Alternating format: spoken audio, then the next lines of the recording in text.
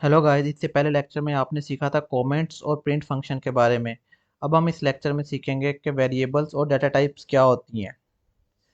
मिसाल के तौर पे आपके घर में किचन होगा और उसमें आपने किसी बर्तन या कंटेनर में चावल रखे होंगे, किसी में आपने चीनी रखी होगी, किसी ने आप में आटा रखा होगा। तो वो जो कंटेनर या वो डब्बा है उसको आप एज अ वेरिएबल कह सकते हैं, और जो वो उसके अंदर आइटम पड़ी है, चीनी, चावल, वो आपका डाटा टाइप है। सबसे पहले एक पाइथन फाइल बना लेते हैं lecture5 के नाम से।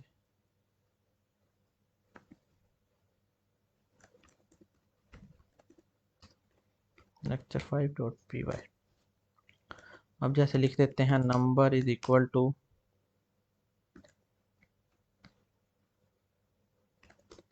हेलो। अब आपने लिखा है number is equal to hello. ये जो आपने नंबर है ना, ये आपका है वेरिएबल, और जो ये हेलो है ये आपकी है डाटा टाइप। आपने हेलो को ना किसी एक जगह पे स्टोर करवाया है। अब मिसाल के तौर पे पाइथन में ना चार किस्म की डाटा टाइप्स होती हैं मेजर। एक होती है स्ट्रिंग डाटा टाइप, एक होती है इंटीजर डाटा टाइप, एक होती है फ्लोट डाटा टाइप, और एक होती है बूलियन डाटा टाइप। अब हम कर देते हैं जैसे कि ये num is equal to one. Number one is equal to hello. अब जो ये है ये आपकी है स्ट्रिंग डाटा टाइप। आप कोई भी डाटा टाइप जो कॉमास के अंदर लिखेंगे, चाहे वो वर्ड्स हों, डिजिट्स हों, वो आपकी स्ट्रिंग डाटा टाइप कंसीडर होगी। अब number two is equal to हम लिख देते हैं 56। ये जो आपका 56 है ये आपकी इंटीजर डाटा टाइप है। कोई भी डाटा टाइप जो विदाउट पॉइंट के लिखी जाए, मीन्स के अगर उसके बाद आप पॉइंट लिख दें, जैसे कि ये है पॉइंट 58, एक ये होती है। और अब अगर मिसाल के तौर पे आप विदाउट पॉइंट लिखें, वो इंटीजर डाटा टाइप होगी। अब आप अगर पॉइंट के साथ लिख देंगे, वो आपकी होगी फ्लोट डाटा टाइप। जैसे कि अब हम लिख देते हैं 98.99, ये आपकी होगी float data type. No matter आप पॉइंट के बाद एक वैल्यू लिखें, दो वैल्यू लिखें या हज़ार लिखें, अगर उसमें डिजिट में पॉइंट आ गया ना, तो इसका मतलब वो फ्लोट डाटा टाइप है। और एक डाटा टाइप होती है बूलियन डाटा टाइप, जिसको अब हम ट्रू या फॉल्स में लिख सकते हैं। इसको आप कहते हैं बूलियन डाटा टाइप। ये या तो ट्रू होती है या फॉल्स होती है।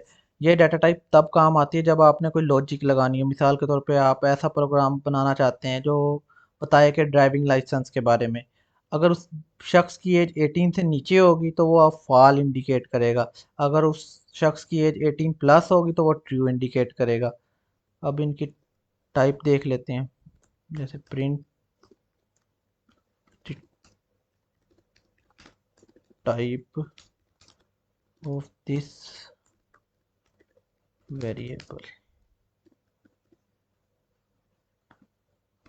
अब आप टाइप का फंक्शन लिखें तो वो टाइप बता देगा। उसने बता दिया ये स्ट्रिंग है।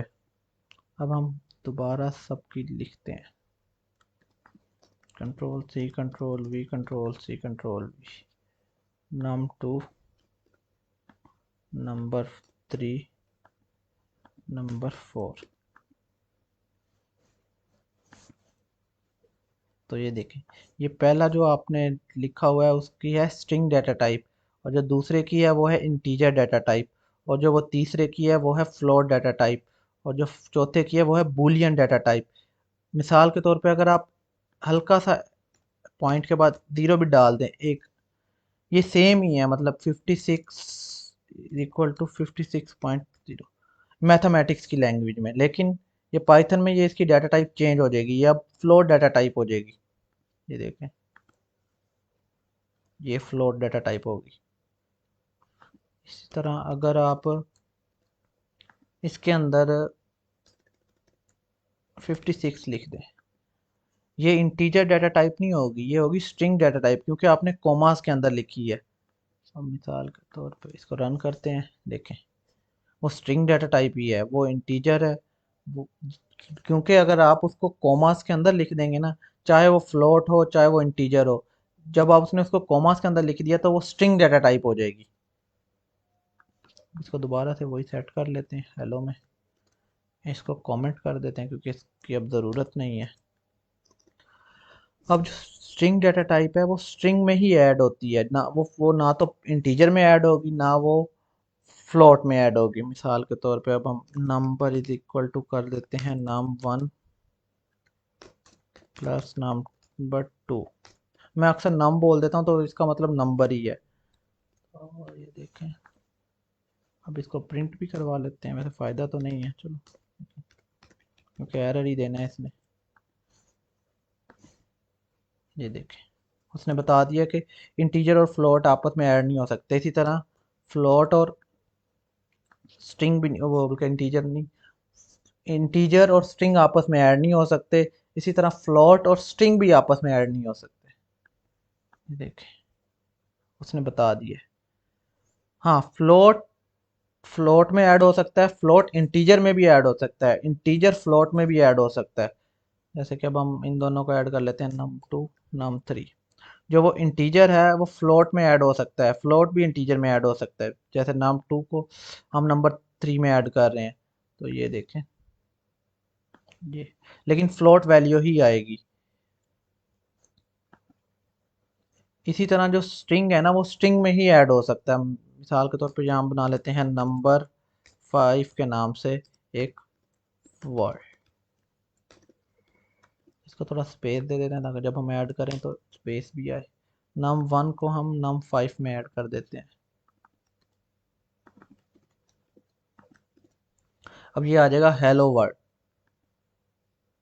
वो हेलो वर्ल्ड आ गया, देख लो। इसी तरह स्ट्रिंग जो है वो स्ट्रिंग में ही ऐड हो सकती है। जो इंटीजर है वो इंटीजर में भी ऐड हो सकती है, वो फ्लोट में भी ऐड हो सकती है। इस तरह फ्लोट जो है वो फ्लोट में भी ऐड हो सकती है, इंटीजर में भी ऐड हो सकती है। अब इससे मैं आपको बता दूं, जो स्ट्रिंग डाटा टाइप है वो स्ट्रिंग में ही ऐड होगी, वो स्ट्रिंग ही देगी। जो वो इंटीजर डाटा टाइप है, अगर तो वो इंटीजर में ऐड होगी तो वो इंटीजर ही देगी। अगर वो इंटीजर डाटा टाइप अगर वो फ्लोट में ऐड होगी तो वो फ्लोट में आंसर देगी। अगर फ्लोट डाटा टाइप है, अगर वो इंटीजर में ऐड होगी तो वो फ्लोट ही आंसर देगी। इसी तरह अगर फ्लोट डाटा टाइप है, अगर वो फ्लोट में ही ऐड होगी, उसको आप फ्लोट में ही आंसर देगी। अब जैसे हम num1 ले लेते हैं इज इक्वल टू 39, num2 ले लेते हैं इज इक्वल टू 11.5। कैलकुलेशन में आसान नहीं हो तो अब हम ऐड नम में एक बना लेते हैं, उसमें ऐड कर देते हैं num1 प्लस num2 और प्रिंट करा लेते हैं num को। अब आप एक इंटीजर को फ्लोट में ऐड कर रहे हैं तो आंसर फ्लोट में ही आएगा। ये देखें, फ्लोट में आया। अगर आप चाहते हैं कि आप इंटीजर और फ्लोट को ऐड करें या फ्लोट और इंटीजर को ऐड करें, हमारा आंसर इंटीजर में ही आए, तो आप एक फंक्शन लिख सकते हैं इंट। अब ये आपको 50 रिटर्न करेगा, सिंपल इंटीजर। ये देखें,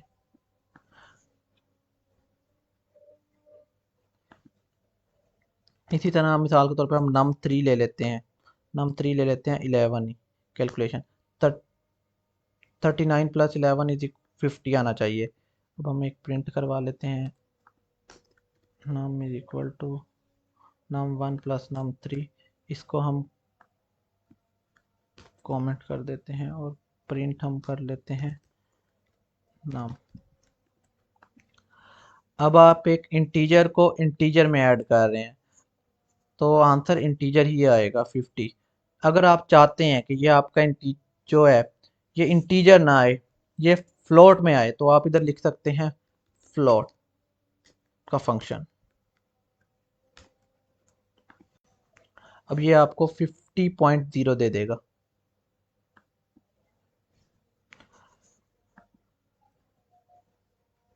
ये आपकी फ्लोट में आ गई। अब इसको कर देते हैं कमेंट।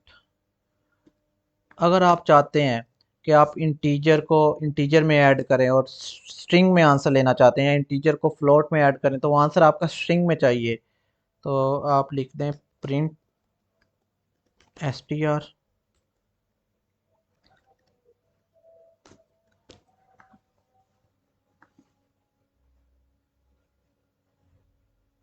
ये आपको इस तरह बता सकता है, जैसे कि अब आप कर लें